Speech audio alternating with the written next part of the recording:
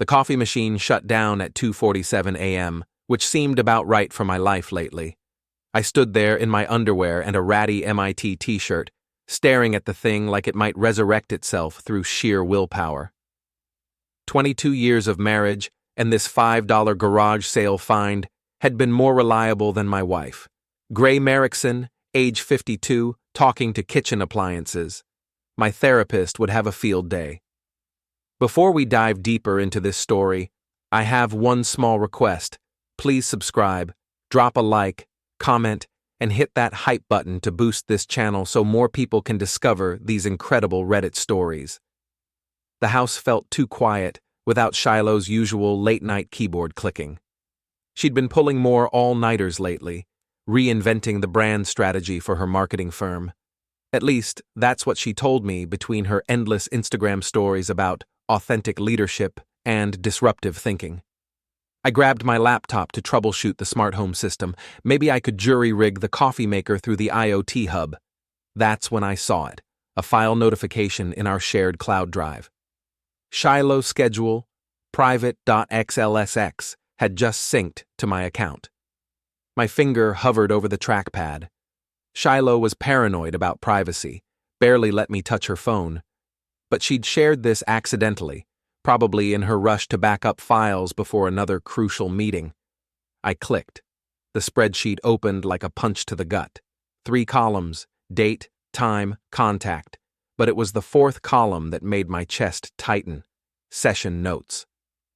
Tuesday, 3 p.m. Rain Morin, strategy session, Hotel Meridian, room 247. Thursday, 6 p.m. Lane Harlex, coaching session, Hotel Meridian, room 312. Sunday, 2 p.m. R&L, joint session, Hotel Meridian, suite 401. The notes were detailed, disturbingly detailed. R responded well to positive reinforcement techniques. L requires more structured guidance. Joint sessions show promising synergy. I scrolled down. 6 months of entries, same hotel, same 2 men, same carefully clinical language that couldn't quite hide what was really happening. My wife of 22 years was keeping a schedule for her affairs. I sat back in the kitchen chair, the broken coffee maker suddenly the least of my problems.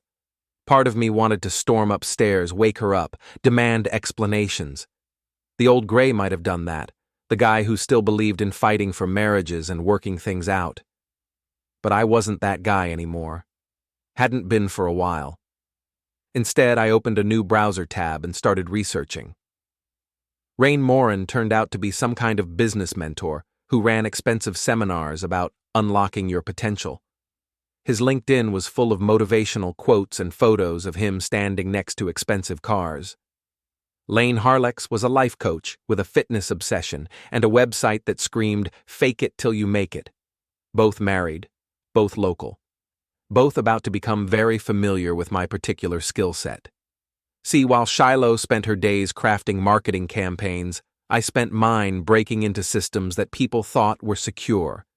Banks, tech companies, government contractors, they all paid me very well to find their weaknesses.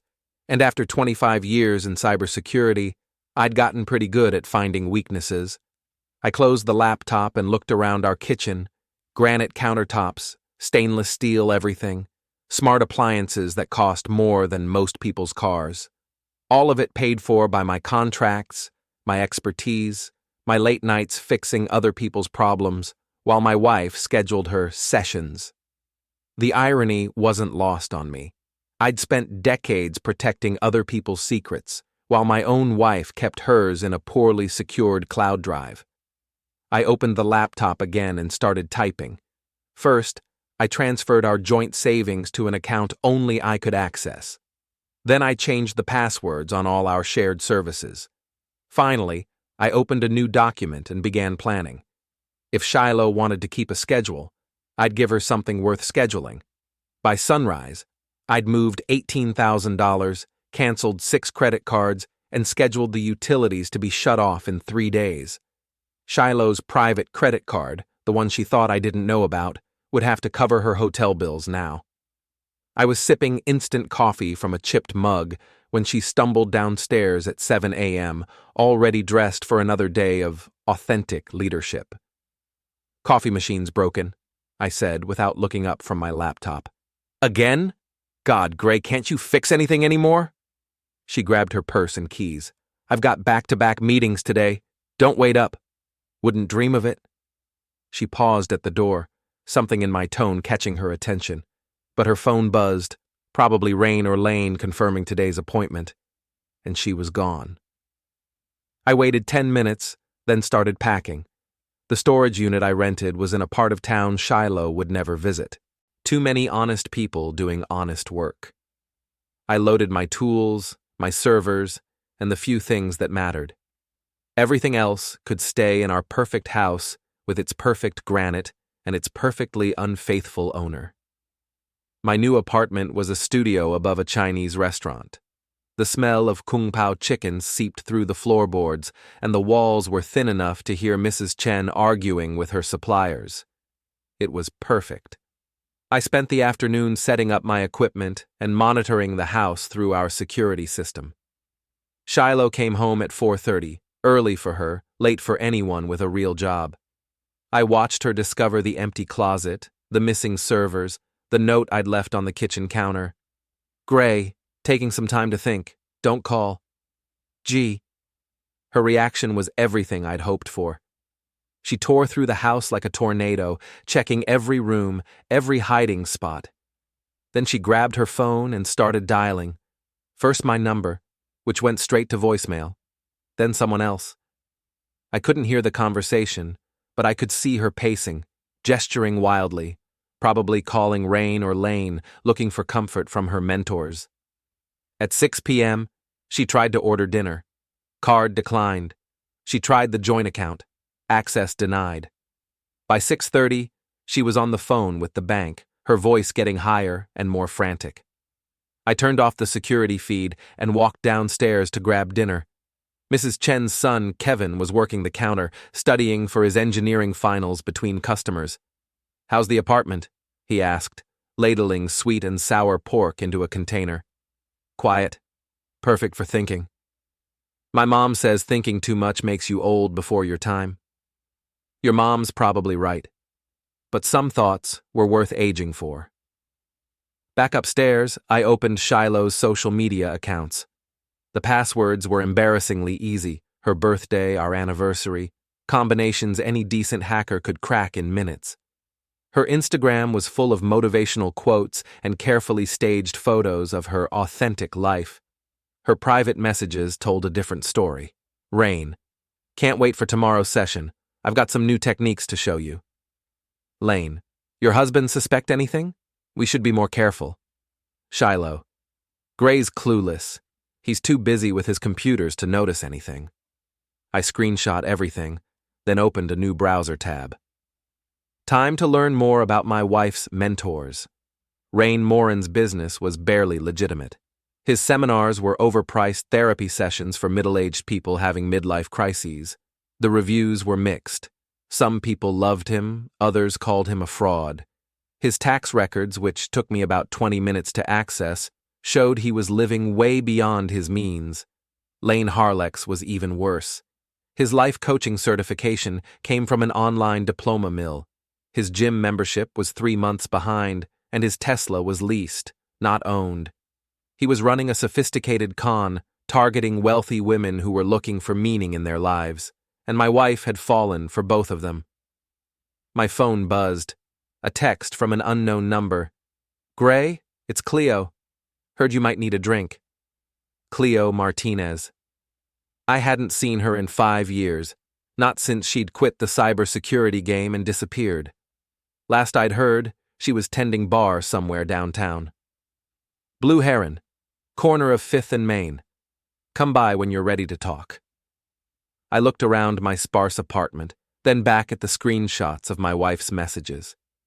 Ready to talk? I'd been ready for months. I just hadn't realized it yet. The Blue Heron was exactly the kind of place Shiloh would hate. Dim lighting, honest drinks, and customers who worked with their hands. Cleo was behind the bar, her black hair streaked with silver now, but her smile was the same.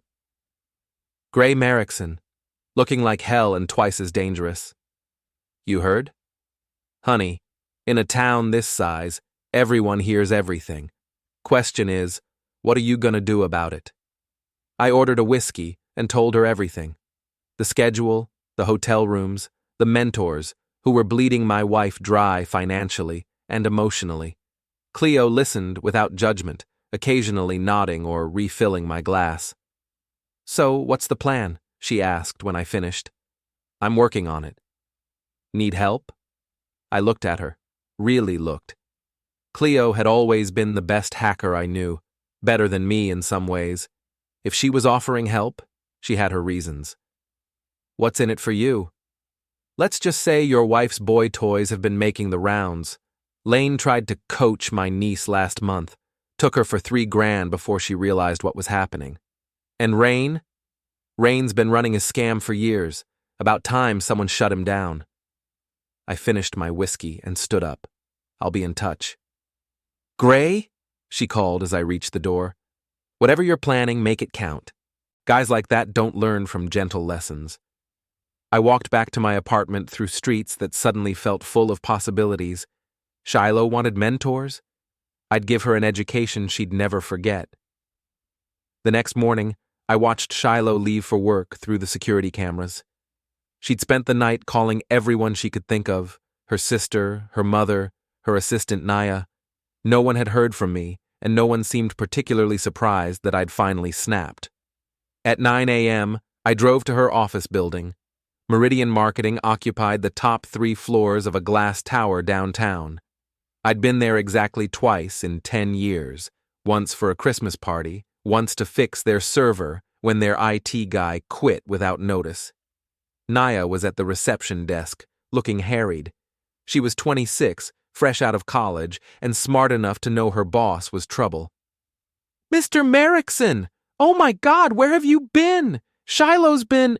Crazy. I know. I leaned against her desk. Can I ask you something, Nia? Off the record? She glanced toward Shiloh's office, then nodded. Those mentoring sessions she's been going to, the ones at the Hotel Meridian. You booked those appointments? Nia's face went red. She said they were business meetings. They are, just not the kind she told you. I pulled out my phone and showed her one of the screenshots. Nia's eyes went wide.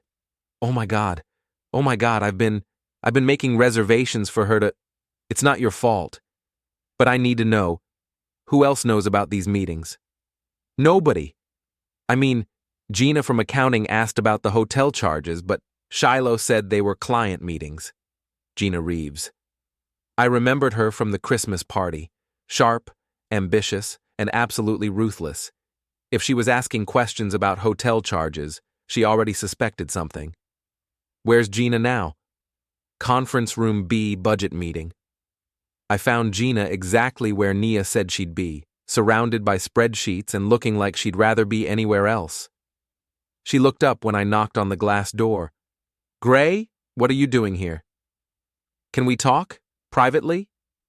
She gathered her papers and followed me to an empty office. Gina was the kind of woman who saw everything and forgot nothing. If anyone could help me understand Shiloh's situation at work, it was her. Those hotel charges you've been asking about, I said without preamble. I know what they're for. Gina's expression didn't change, but her eyes sharpened. Do you? I showed her the screenshots. She studied them carefully, her face revealing nothing. How long have you suspected? I asked. 6 months, maybe longer. The charges were always the same amount, same hotel, always on days when she claimed to be meeting with potential clients who never materialized. What are you going to do about it? Gina smiled, and it wasn't a pleasant expression. That depends. What are you going to do about it? Before I could answer, my phone buzzed. A text from an unknown number. We need to talk. Meet me at the hotel bar, 3 p.m. R. Rain. Somehow he'd gotten my number. I showed the message to Gina. She raised an eyebrow. Sounds like your wife's mentor wants to have a chat. Sounds like it. You going? I looked out the window at the city below. Somewhere out there, Shiloh was probably getting ready for another session. Somewhere else, Lane was flexing in a mirror and pretending to be a life coach. And Rain was sitting in a hotel bar, thinking he could intimidate me into backing down. They were all about to learn why you don't mess with someone who makes a living exposing other people's secrets. "Yeah," I told Gina. "I'm going." The Hotel Meridian was the kind of place that tried too hard to be sophisticated. Marble floors, crystal chandeliers, and a bar that charged $20 for a whiskey that wasn't worth $10. I arrived at 2:55 and found Rain already waiting, nursing what looked like an expensive scotch. He was smaller than I'd expected. Mid-40s, carefully styled hair, and a suit that probably cost more than most people made in a month. He looked up when I approached, and his smile was all teeth and no warmth. "Gray Merrickson, I've heard so much about you." "I bet you have." I sat down across from him and ordered a beer. The bartender, a kid who couldn't have been more than 22, looked relieved to serve something that didn't require a chemistry degree. "Your wife is very talented," Rain continued. "Very receptive to new ideas." "I'm sure she is. She's also very concerned about you. This disappearing act of yours has her quite worried." I took a sip of my beer and studied him. Up close, I could see the tells, the slightly too white teeth, the spray tan, the way his eyes never quite met mine. This was a man who'd built his entire life on appearance and intimidation. "Let me guess," I said. "You're here to convince me to go home, work things out, maybe even join one of your seminars." "I'm here to help. Marriage is a partnership, Gray. Sometimes partners need guidance to find their way back to each other." "And you're the guide?" "I've helped many couples through difficult transitions." I laughed. Actually laughed, which seemed to surprise him. "Rain, can I call you Rain?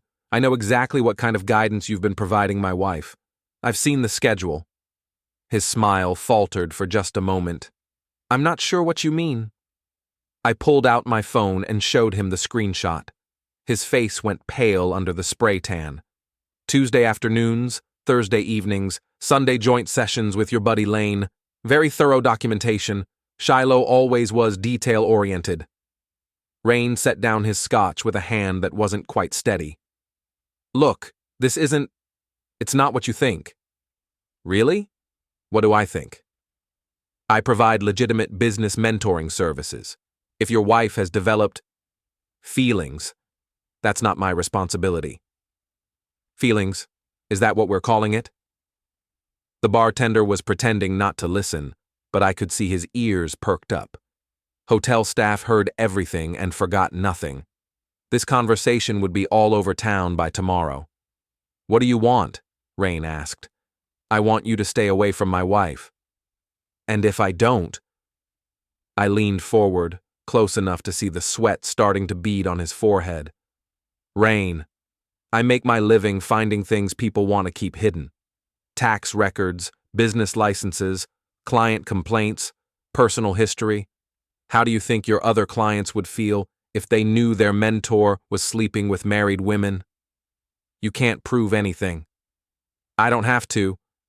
I just have to ask the right questions to the right people. Amazing how quickly rumors spread in a town this size." I stood up and left a 10 on the table. "Give my regards to Lane.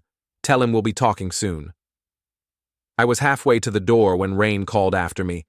"Gray, this isn't over."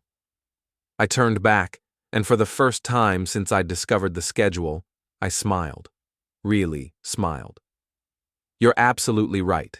It's just getting started." That evening, I met Cleo at the Blue Heron. She was waiting in a corner booth, a laptop open in front of her, and a half-empty beer at her elbow.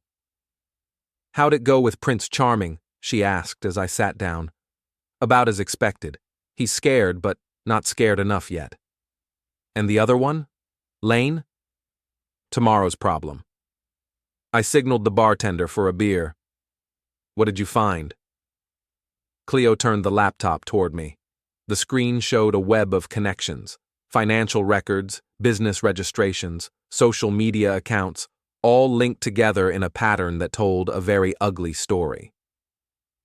"Your wife's boyfriends are running a bigger operation than I thought," she said. "They're not just targeting random women. They're working together, sharing information, comparing notes." She clicked on a file, and a spreadsheet opened. Names, ages, occupations, and financial information for at least 30 women. My wife's name was there, along with detailed notes about her income, her marriage, her vulnerabilities. "They call it client management," Cleo continued. "But it's really just organized emotional manipulation. They find women who are unhappy, isolated, or going through transitions. Then they offer exactly what those women think they need: mentoring, coaching, spiritual guidance, whatever. And the women pay for it." "Oh, they pay. Look at these numbers." She showed me another spreadsheet. Rain's mentoring fees started at $500 per session and went up from there. Lane's life coaching was cheaper, but more frequent. Together, they were pulling in over $50,000 a month. Jesus! "It gets worse. Look at this." She opened a folder full of photos and videos. I recognized some of the locations: hotel rooms, private offices, even what looked like Rain's home. All of them showed women in various states of undress, clearly unaware they were being recorded. Blackmail? Insurance, according to their notes, in case any of the clients get difficult or threaten to expose them. I stared at the screen, feeling something cold and angry settling in my chest. This wasn't just adultery.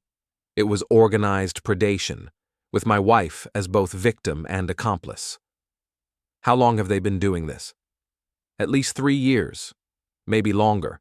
They've got it down to a science: target selection, emotional manipulation, financial extraction, and disposal when the client gets too attached or too suspicious. Disposal? They have exit strategies, ways to end relationships that make the women feel like it was their fault. Usually involve some kind of public humiliation or social exposure. I thought about Shiloh, about how she'd been acting lately. The mood swings, the obsession with her appearance, the constant need for validation. She wasn't just cheating on me, she was being systematically destroyed by experts. "There's more," Cleo said. "I think they're planning something big, some kind of event or gathering. Look at this."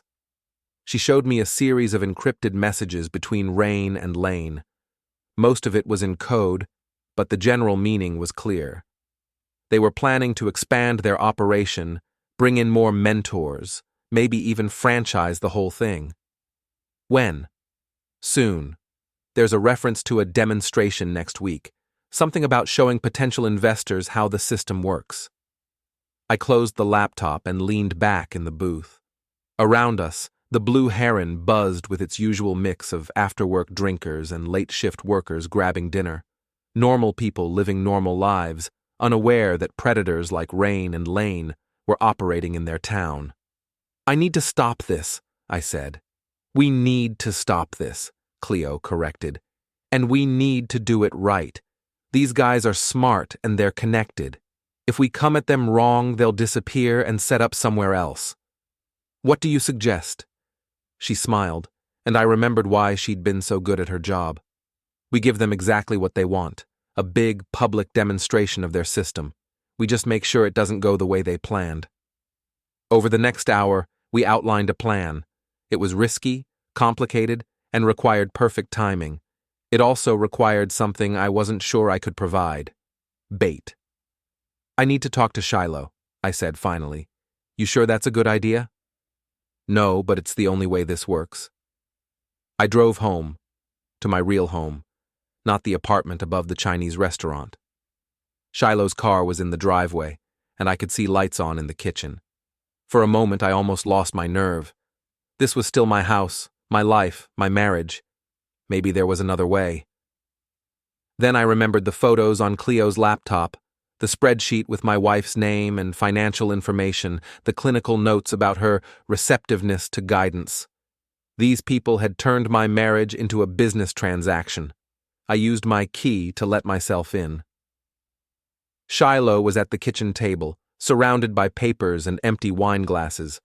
She looked up when I entered, and her face went through a series of emotions: relief, anger, guilt, defiance. "Gray, thank God! I've been so worried." "Cut the shit, Shiloh." She blinked, surprised by my tone. In 22 years of marriage, I'd never spoken to her like that. "What?" I sat down across from her and placed my phone on the table, the screenshot of her schedule clearly visible. "We need to talk." Shiloh stared at the phone for a long moment, her face cycling through expressions like a slot machine. Shock, denial, anger, and finally something that might have been relief. "How long have you known?" she asked quietly. "Does it matter?" "It matters to me." I studied my wife, really studied her. When had she gotten so thin? When had those lines appeared around her eyes? When had she started looking like someone I didn't recognize? 3 days, I said. "You left the file in our shared drive." She laughed, a bitter sound that had nothing to do with humor. "Of course I did. God, I'm so stupid." "Are you? Or did you want me to find it?" That stopped her. She looked up from the phone, meeting my eyes for the first time since I'd walked in. "Maybe. I don't know. This whole thing, it's gotten so complicated." Complicated. That's one word for it. She reached for her wine glass, then seemed to think better of it. "You don't understand, Gray. You can't understand." "Try me." "When did you stop seeing me? Really seeing me, not just the woman who lives in your house and shares your bed and makes sure your shirts are clean?" I wanted to argue, to tell her she was wrong, but the words wouldn't come. Because she wasn't wrong, not entirely. "When did you stop talking to me?" I countered. "Really talking, not just updating me on your schedule or complaining about your coworkers or asking me to fix something that's broken." We sat in silence for a moment. 22 years of marriage spread out between us like a crime scene. "Rain made me feel important," she said finally. "Like I mattered. Like I had potential that was being wasted." "And Lane?" "Lane made me feel beautiful, desired. When's the last time you looked at me like you wanted me, Gray? Really wanted me, not just like I was convenient." The words hit harder than I'd expected, because she was right, and we both knew it. Somewhere along the way, we'd stopped being husband and wife and started being roommates who shared expenses and occasionally had perfunctory closeness. But that didn't excuse what she'd done, what she'd let them do to her. "Shiloh, do you know what they really are, Rain and Lane? They're mentors. They're helping me. They're con artists. Professional predators. You're not their only client." I showed her the spreadsheet Cleo had found, the list of names and financial information. I watched her face change as she realized what she was looking at. "There are 37 women on this list," I continued, "all of them paying for mentoring and coaching, all of them being recorded without their knowledge, all of them being systematically manipulated and financially exploited." No, that's not. Rain and Lane are partners. They share information, compare techniques, and split the profits. You're not special to them, Shiloh. You're inventory. She was crying now, ugly sobs that shook her whole body. Part of me wanted to comfort her, to hold her and tell her it would be okay. But a larger part, the part that had been growing since I found that schedule, felt nothing but cold satisfaction. "What do you want me to do?" she asked through her tears. "I want you to help me stop them." "How?" I told her about the plan Cleo and I had developed. It was risky and required her to maintain contact with both men for a few more days. It also required her to trust me completely, something that might be impossible given the circumstances. "Why would you help me?" she asked when I finished. "After what I've done, why would you want to protect me?" I thought about that for a long time. The honest answer was complicated. I didn't want to protect her. I wanted to destroy the men who had turned my wife into a client and my marriage into a business opportunity. But I also knew that the only way to do that was to save her first. Because 22 years has to count for something, I said finally. And because no one deserves what they're doing to you. She nodded, wiping her eyes with the back of her hand. What do I have to do? Keep your appointments, act normal, and when the time comes, trust me to get you out. And after? What happens to us after? I looked around the kitchen, our kitchen, with its granite counters and stainless steel appliances and carefully curated life. Then I looked at my wife, really looked at her, maybe for the first time in years. I don't know, I said. But we'll figure it out. It wasn't a promise of reconciliation or forgiveness. It wasn't even a promise that our marriage would survive. But it was a promise that I wouldn't let her face this alone. And for now, that was enough. The next morning, I drove to Lane's gym. It was one of those upscale fitness centers that catered to people who wanted to be seen working out more than they actually wanted to exercise. Lane was easy to spot. He was the only trainer who spent more time looking at himself in the mirrors than watching his clients. I waited until he was between sessions, then approached him near the weight rack. Lane Harlex? He turned, and I got my first good look at Shiloh's other mentor. He was younger than I'd expected, maybe 38, with the kind of artificially perfect physique that screamed steroids and protein powder. His smile was as fake as Rain's, but less polished. That's me. You looking for a trainer? Actually, I'm looking for information about my wife. Shiloh Ravelin? His smile didn't change, but something shifted behind his eyes. Shiloh's your wife? She's mentioned you. I bet she has. Look, man, if you're here to cause trouble, I'm here to understand. My wife's been paying you for coaching sessions. I want to know what kind of coaching. Lane glanced around the gym, noting the other members within earshot. He was smart enough to know this conversation could go bad for him very quickly. Maybe we should talk somewhere private, he said.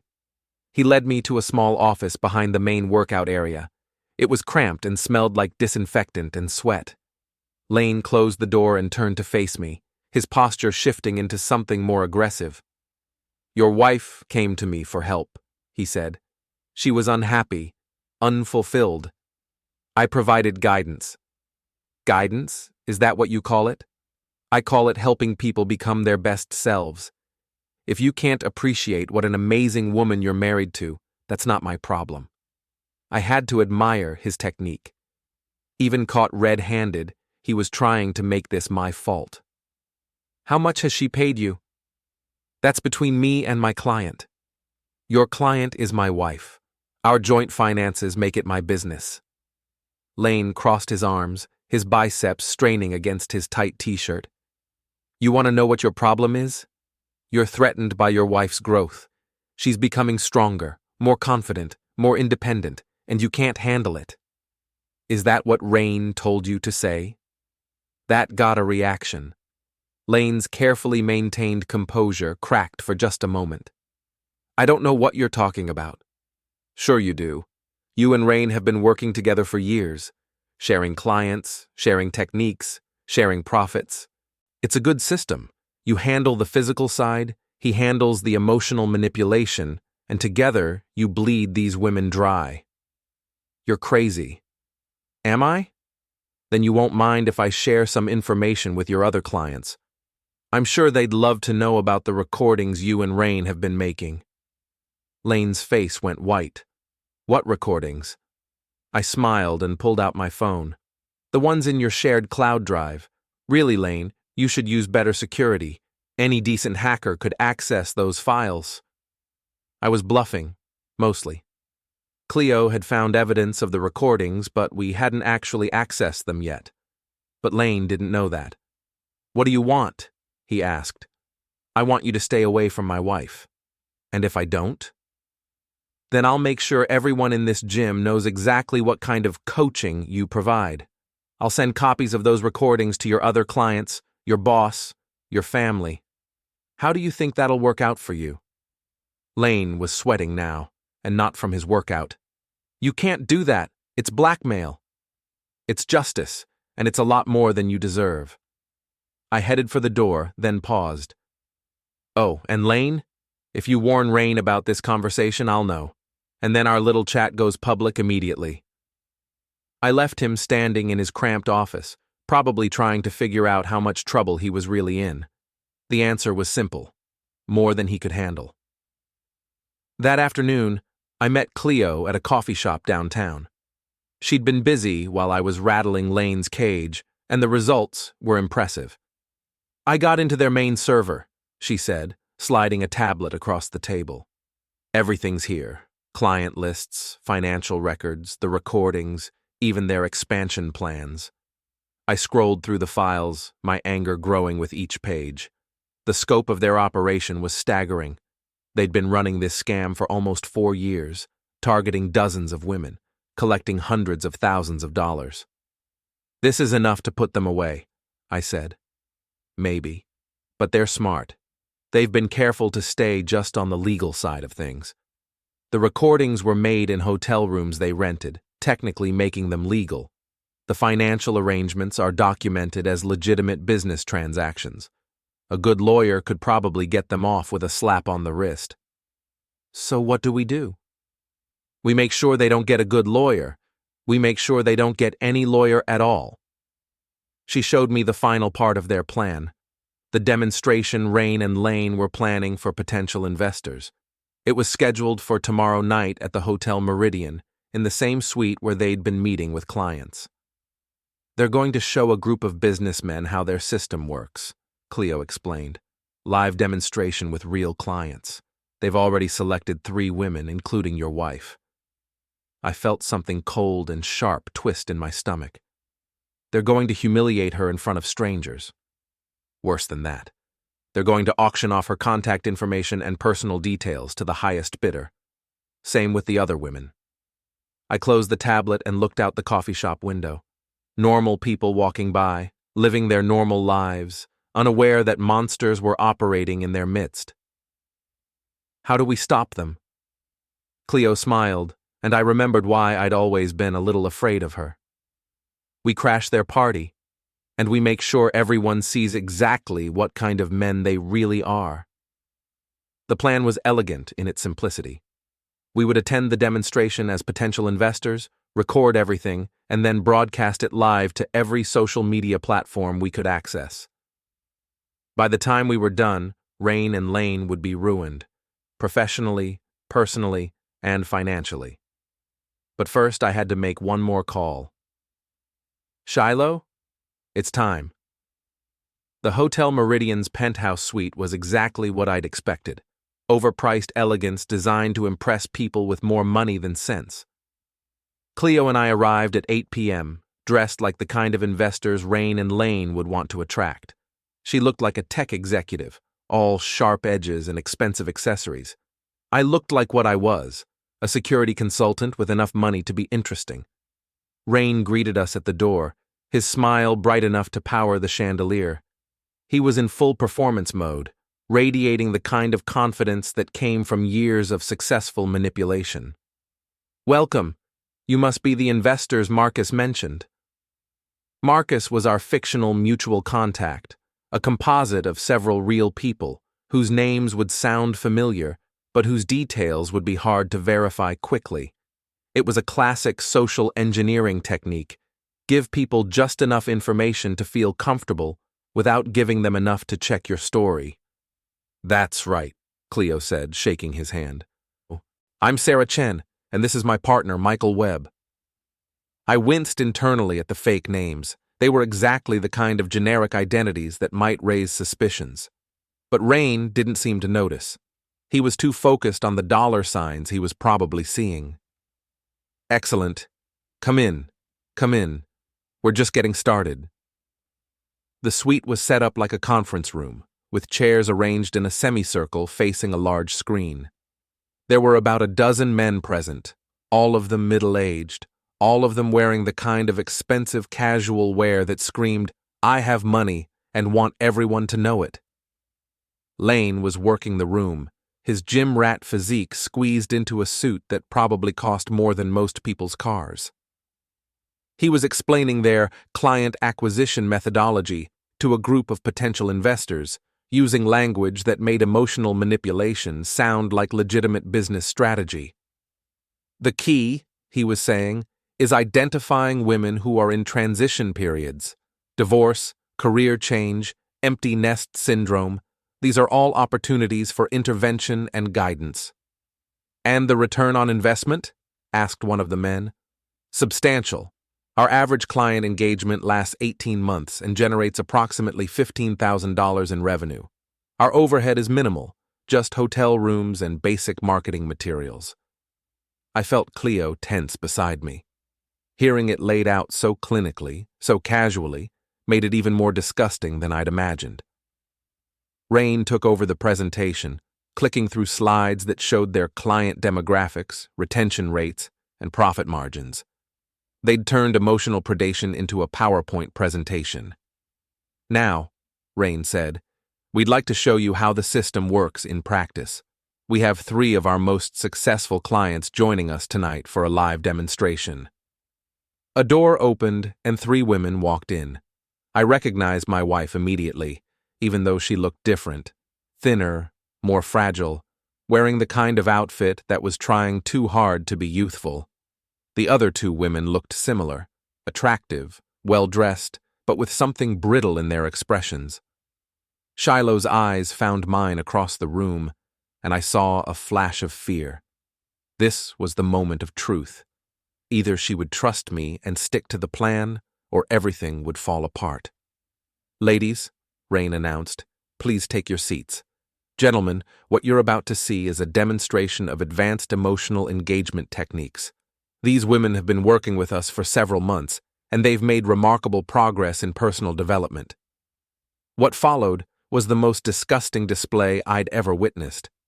Rain and Lane took turns coaching the 3 women, using a combination of false intimacy, manufactured crises, and carefully orchestrated emotional manipulation. They made the women share personal details, confess their fears and insecurities, and perform increasingly degrading acts of trust building. The investors watched like they were at a sporting event, occasionally asking questions about technique or methodology. They weren't seeing human beings, they were seeing profit margins and business opportunities. I was recording everything on my phone, as was Cleo, but more importantly, she was live streaming the entire demonstration to a dozen social media platforms, using accounts that couldn't be traced back to us. Halfway through the demonstration, Rain announced the evening's main event. "Now, gentlemen, we come to the most exciting part of our presentation. These 3 clients represent a combined investment opportunity of over $40,000 annually.